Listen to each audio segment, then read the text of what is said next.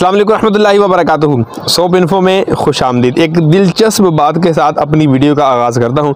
मेरे पीछे जो बैकग्राउंड है वाइट कलर का है या जो भी कलर आपको नज़र आ रहा है, ज़रा गौर से देखकर बताइए कि ये बैकग्राउंड किस चीज़ का है। मैंने कोई पीछे चादर लगाई हुई है, या मैंने वीडियो एडिटिंग की हुई है, या कोई दीवार है जिस पर सफ़ेद सीमेंट हुआ है, या मैंने पेना फ्लेक्स उल्टी करके लगाई हुई है। आपको क्या लगता है, नीचे कमेंट्स करके बताइएगा। पूछने का एक फ़ायदा है, पूछने का एक मकसद है। आप जब आगे वीडियो को देखेंगे तो आपको ज़रूर अंदाज़ा हो जाएगा कि ये दिखाने का, ये बताने का, ये पूछने का मकसद क्या है। अगर आप पहुंच पाए हो तो प्लीज़ कमेंट्स करके नीचे अपनी राय या जवाब ज़रूर दीजिए। अगर आप दे चुके या नहीं दे चुके तो मैं आपको बताता हूँ, पीछे कोई दीवार नहीं है, बल्कि मैं एक छत पे खड़ा हूँ और पीछे मेरे जो है वो सफ़ेद आसमान है। ये क्यों आपके साथ मैंने ऐसा किया, इसलिए कि बहुत सारी चीज़ें दिखने में कुछ और होती हैं, हकीकत में कुछ और होती हैं। एक टॉपिक, एक मसला जो मेरे जहन में था, मैंने कहा आज वीडियो के ज़रिए आपके साथ शेयर करूँ, वो है कि डाई, हम डाई किस तरह की बनाएं। बहुत सारे लोग जब इस फील्ड में आते हैं तो इनको एक टेंशन होती है कि हम डाई ऐसी बनाएं जो पहले किसी ने ना बनाई हो। तो अच्छी सोच है, होना चाहिए, लेकिन इतनी भी इस हवाले से परेशानी नहीं लेनी चाहिए जितनी आम तौर पर लोग इसकी परेशानी जो है वो ले लेते हैं। तो इसके लिए करना क्या चाहिए, इसलिए करना ये चाहिए कि हमें सिंपलिसिटी, एक सादा सी डाई बनवानी चाहिए। क्यों ये बातें आपके साथ शेयर कर रहा हूँ, देखिए ज़्यादा फूलों वाली, ज़्यादा डिज़ाइनों वाली, एक तो हो सकता है कि वो आपको महंगी बना कर दें। दूसरा ये है कि हम चूँकि एक सादा सी मशीन और सादा सा स्टम्प पंच मशीन यूज़ करते हैं, तो सम टाइम, हर बार नहीं, सम टाइम ऐसा होता है कि फूलों वाली डाई जो है वो थोड़ा तंग करती है। साबुन उन फूलों के साथ चिपक जाता है, फिर उसको निकालना कदरे मुश्किल होता है। अगर सिंपल डाई होगी तो आपका साबुन ज़्यादा स्पीड से निकल सकेगा। अगर आपने रॉयल लेदर की डाई देखी हो, अगर आप तस्वीर पर आपको नज़र आ रही हो, तो देखिए कितनी सिंपल सी है, बिल्कुल प्लेन सी है। ये थोड़ी चौड़ी भी है, थोड़ी लंबी सी भी है, और एक अपनी हैसियत खुद रखती है। आप जब भी किसी डाई के पास जाएं तो उसको कहें यार कोई सादा सी डाई दिखाओ। इसका एक फ़ायदा ये भी है कि आप परेशानी से बचने का, वरना हो सकता है कि आपका एक हफ़्ता इसी चक्कर में निकल जाए, यार डाई केड़ी बनवाइए, डिज़ाइन केड़ा होवे, किद को बनवाइए, यार डाई केड़ी बनवाइए, डिज़ाइन केड़ा होवे, किद को बनवाइए। इस तरह की परेशानी से बचने के लिए आपने डाई को सादा रखना है।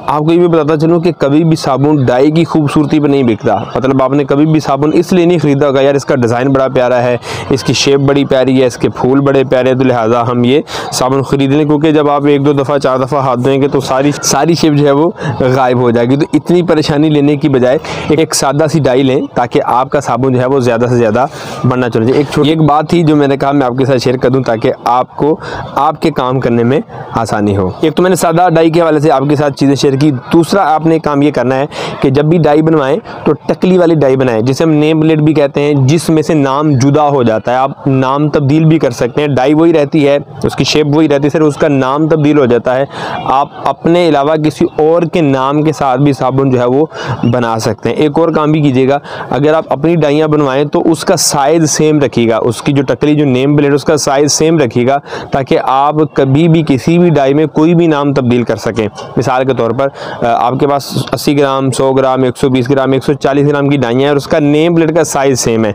अब कोई बंदा आता है और कहता है कि यार मैंने आपसे साबुन बनवाना है, तो उसको कहे आप भाई 1/2 यानी 1 इंच चौड़ी और 2 इंच लंबी की नेम प्लेट बनवा लें। ये एक सिंपल सा साइज़ है। अब वो बनवा कर ले आएगा ना, तो अब यूँ समझिए कि उसने एक टकली में 4 डाइयों के मज़े ले लिए। कैसे कि जब साइज़ टकली का आएगा, अब 80 ग्राम में लग जाए, वो 100 में लग जाए, 120 में लग जाए, वो 140 में लग जाए, सब में लग जाए, उसको एक ही टकली से, एक ही नेम प्लेट से आपकी चारों डाइयों से फ़ायदा हो सकता है। आपको भी फ़ायदा होगा और उस बंदे को भी फ़ायदा होगा। इसमें वो भाई जो खुद की डाइयाँ नहीं बनवा रहे हैं, सिर्फ टकली बनवा रहे हैं, ये थोड़ा ज़रूर मद्देनज़र रखिएगा। कि फॉर एग्ज़ाम्पल मैं मैन्युफैक्चरर हूँ, मैं साबुन बनाता हूँ, आप मेरे पास आए, आपने कहा भाई मैंने साबुन बनाना है, तो मैंने आपको कहा कि भाई टकली बनवा के ले आए। अब मेरे पास जो डाई है ना, उसमें टकली का साइज़ 1/2 है, 1 इंच चौड़ी और 2 इंच लंबी। 1 इंच लंबी और 2 इंच चौड़ी टकली बनवा कर आप ले आए। अब वो टकली जो है वो मेरी ही डाई में फिक्स होगी, यूँ आप बाउंड हो जाएंगे मेरे। अब वो टकली आप किसी और के पास भी लेकर जाएंगे तो आपकी वो टकली किसी और डाई में नहीं लगेगी, क्योंकि उसके पास जो डाई है हो सकता है उसके अंदर वो साइज़ फिट ना हो। शायद मैं अपनी बात समझा पाया। तो इसको नए आने वाले भी मद्देनज़र रखें।